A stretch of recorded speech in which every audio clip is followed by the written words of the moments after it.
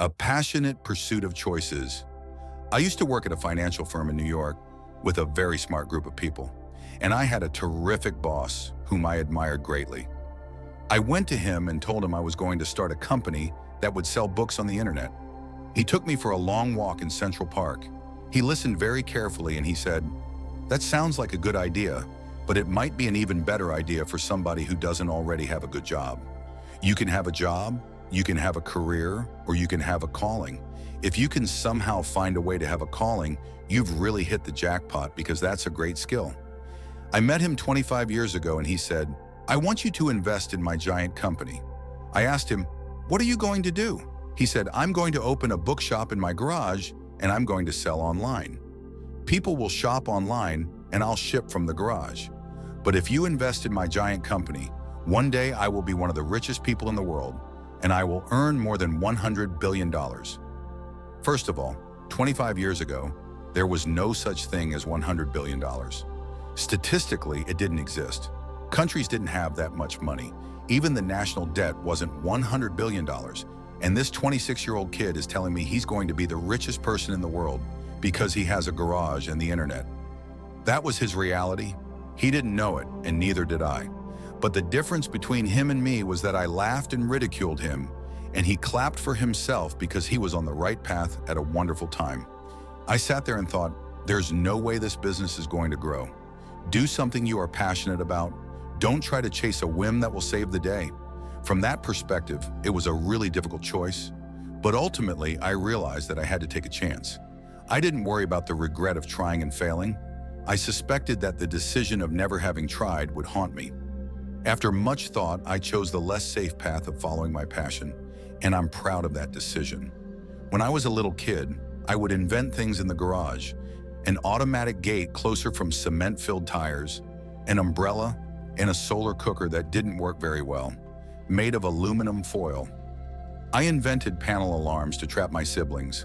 I always wanted to be an investor, and he wanted me to follow my passion. There is one military experience I particularly love: fast as the wind, heavy as the clouds. I saw this in every venture I was in. This is exactly the kind of thing that allows you to make progress. You have certain talents in life, and you want to use them. But the advice I can give you on the road to success is to take pride not in your talents, but in your hard work and your choices. Your talents may define you. You might be very good at math. It might come very easy to you. That's a talent. However, putting that math into practice and taking it to the next step can be quite tricky and difficult. That's a choice. You can't truly be proud of your talents because they were given to you at birth. You can be grateful for them, you can be thankful, but if you choose to work hard, if you choose to do difficult things, those are the choices you can be proud of. We can all make choices. We can all choose our life stories, and those are the things that define us, not our talents. Everybody in this room has talents. I have a lot of talents. You can't be proud of your talents because your talents are innate.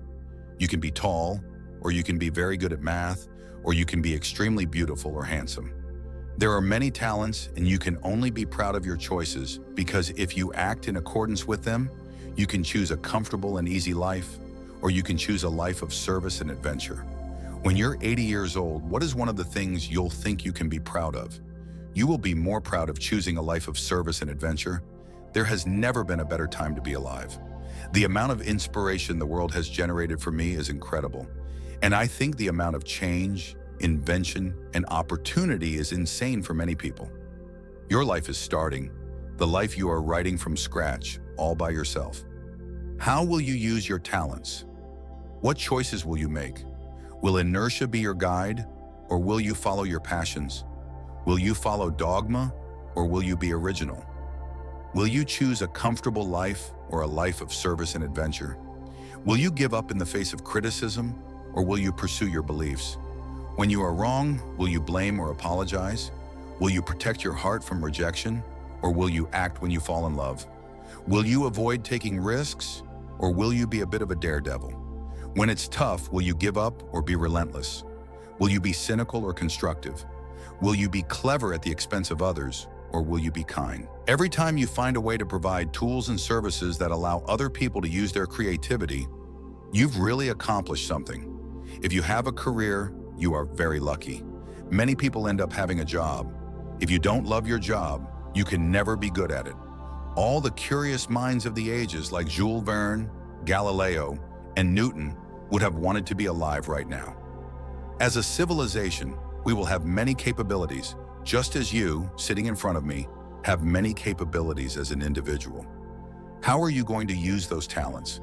Will you take pride in your talents or in your choices?